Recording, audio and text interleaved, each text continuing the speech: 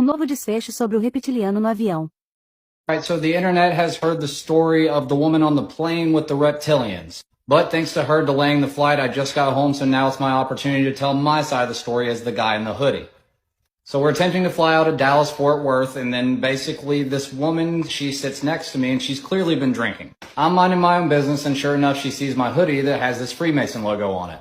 And on top of that, she noticed my ring, so she started to ask questions. Nothing dramatic, just asked me, do I know what these symbols mean? Why am I wearing it? What's the purpose? Yada, yada, yada. And long story short, I basically just say, hey, I'm a Freemason.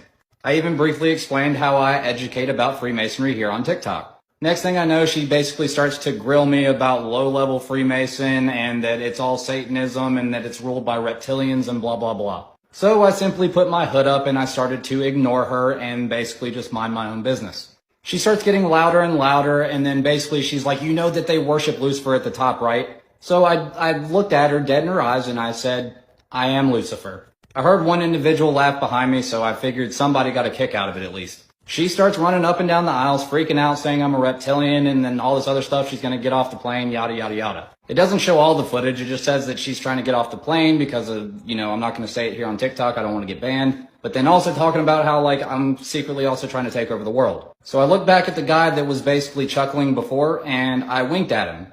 So I basically whispered something under my breath saying that, Freemasons don't care to rule the world, we rule the universe.